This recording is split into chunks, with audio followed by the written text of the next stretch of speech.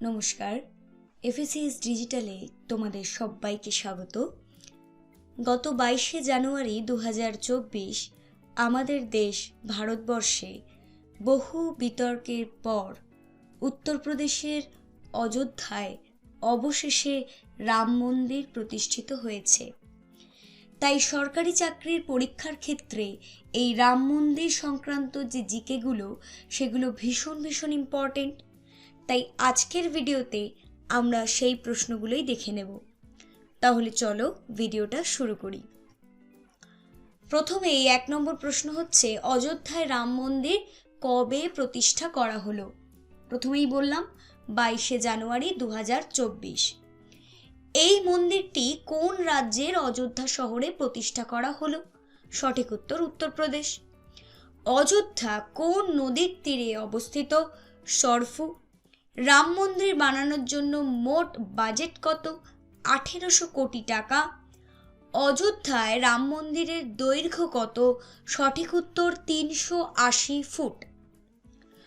6 প্রশ্ন, অযোধ্যা রাম মন্দিরের প্রস্থ কত? 250 ফুট। রাম মন্দিরের উচ্চতা কত? 161 ফুট। রাম মন্দিরের মূল গম্বুজের উচ্চতা কত? 141 ফুট। মূল মন্দিরটি কত একর জমির ওপর অবস্থিত? 2.67 একর, প্রায় 2.7 একর। কোন স্থাপত্য শৈলীতে রাম মন্দির বানানো হয়েছে? নাগরা শৈলী, যেটা গুজরা এবং চৌলক্য। সম্পূর্ণ মন্দির এলাকার জন্য বরাদ্দ জমি কত? 71 একর। অযোধ্যার পূর্ব নাম কি ছিল? ফৈজাবাদ। অযোধ্যায় রাম মন্দিরটি কত তল বিশিষ্ট? 3 তলা বিশিষ্ট, প্রত্যেকটি তল 20 ফুট উচ্চতা। রাম মন্দিরের মোট পিলার সংখ্যা কত? 392টি। আর রাম মন্দিরে মোট কয়টি দরজা আছে? সঠিক উত্তর 88টি। রাম মন্দিরে মোট মণ্ডপ সংখ্যা কটা? 5টা মণ্ডপ। 5টা মণ্ডপের নাম কি? সভা, নৃত্য, রঙ্গ, কীর্তন, প্রার্থনা। রাম মন্দির পরিসরের 4 কোণে কার কার মন্দির রয়েছে? ভগবান সূর্য, মা ভগবতী, গণপতি এবং শিবের মন্দির। রাম মন্দির তৈরিতে মূল বাস্তুকার বা আর্কিটেক্ট কে ছিলেন? সঠিক উত্তর চন্দ্রকান্ত সোমপুরা, যিনি মন্দিরের নকশা বানিয়েছেন। পাশে তোমরা ছবি দেখতে পাচ্ছ। রাম মন্দির তৈরিতে কোন পাথর ব্যবহার করা হয়েছে? গোলাপি রঙের বেলে পাথর। পরের প্রশ্ন, রাম মন্দিরের রামলালার মূর্তিটা কে বানিয়েছে? মহীশূরের অরুণ যোগীরাজ। কোন শিলায় রামলালার মূর্তিটা তৈরি করা হয়েছে? কর্ণাটকের কৃষ্ণশিলা। রামলালার মূর্তির উচ্চতা এবং প্রস্থ কত? 51 ইঞ্চি বা 4.25 ফুট উচ্চতা এবং 36 ইঞ্চি বা 3 ফুট প্রস্থ। রামলালার মূর্তির 2 পাশে বিষ্ণুর কয়টা অবতার রয়েছে? 10টি অবতার। মৎস্য, কুর্ম, বরাহ, নৃসিংহ, বামন, পরশুরাম, রাম, কৃষ্ণ, বুদ্ধ, কল্কি। রামলালার মূর্তিতে 10 অবতার ছাড়াও কার কার মূর্তি খোদিত আছে? একদিকে হনুমান আর বিপরীত দিকে গরুড় দেবতা। রামলালার এই মূর্তির মাধ্যমে রামের কোন বয়সকে তুলে ধরা হয়েছে? 5 বছর বয়স। রামলালার প্রাণ প্রতিষ্ঠার শুভ মুহূর্ত কত সেকেন্ড ছিল? 84 সেকেন্ড। রাম মন্দিরের প্রাণ প্রতিষ্ঠা কে করেছেন? বারাণসীর পুরোহিত লক্ষ্মীকান্ত দীক্ষিত। মন্দিরের ভিত্তিভূমিতে ব্যবহারের জন্য নেপাল থেকে আলা শালিগ্রাম শিলা কিসের প্রতীক? ভগবান বিষ্ণুর প্রতীক। রামলালার মূর্তিটি নবনির্মিত মন্দিরের গর্ভগৃহে কবে রাখা হয়েছিল? 18ই জানুয়ারি।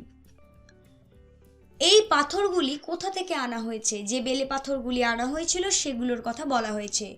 রাজস্থানের বাদিপুর পাহাড়পুর এলাকা থেকে। রাম মন্দির তৈরিতে কোন উপাদান বাদ দেওয়া হয়েছে? লোহা এবং স্টিল।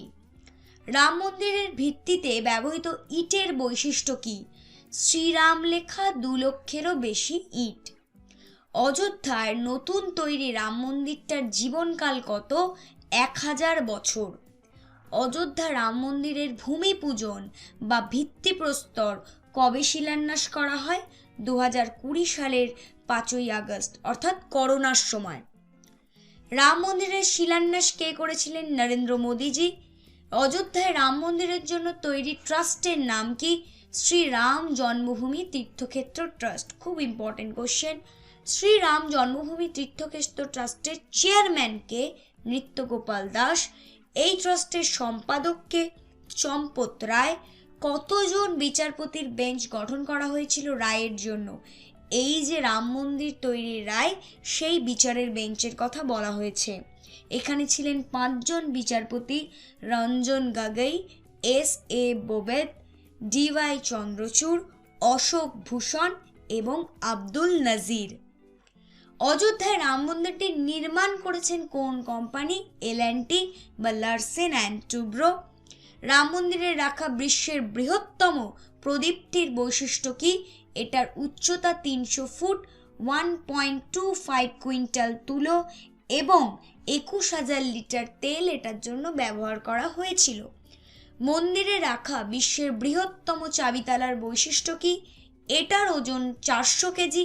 এটা আলিগড় থেকে আনা হয়েছে, যেটা বানিয়েছেন সত্যপ্রকাশ শর্মা। মন্দিরের উদ্বোধনে জ্বলা যে ধূপকাঠিটি, সেটা কত ফুট লম্বা এবং এর ওজন কত? 108 ফুট। এটার ওজন প্রায় 3600 কেজি। রাম মন্দিরে রাখা যে ঘণ্টাটা, তার ওজন কত? 2100 কেজি। এবং এই ঘণ্টার বিশেষত্ব হচ্ছে এই ঘণ্টা অষ্টধাতু দিয়ে তৈরি। মন্দির কত ফুট নিচে তামার টাইম ক্যাপসুল রাখা হয়েছে? 2000 ফুট নিচে। একটু বলে রাখি এই টাইম ক্যাপসুলটা কি।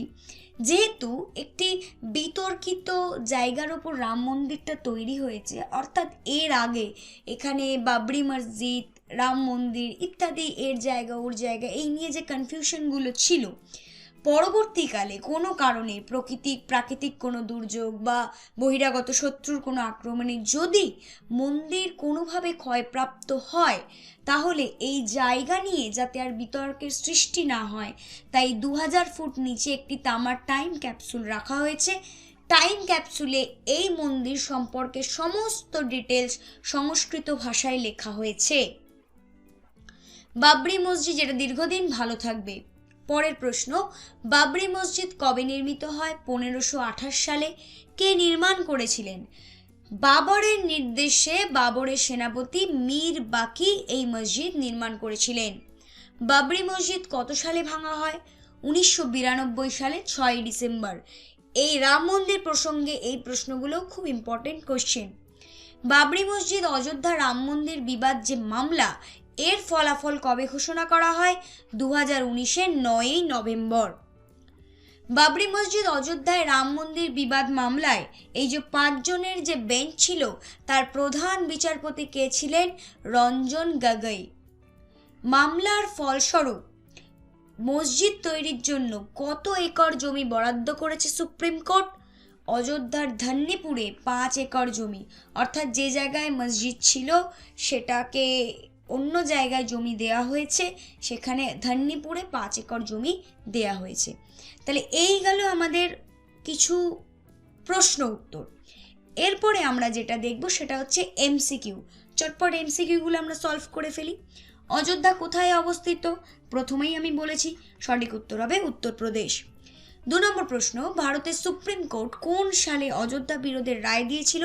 একটু আগেই আমরা পড়লাম 2019 সাল।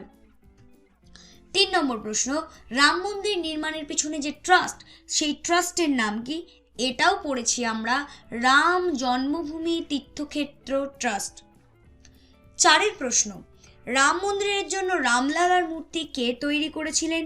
এটাও আমি আজকে তোমাদের পড়িয়েছি। সঠিক উত্তর হবে অরুণ যোগীরাজ। 5 প্রশ্ন, অযোধ্যা রাম মন্দির নির্মাণের আনুমানিক খরচ কত? 1800 কোটি। 1800 কোটি।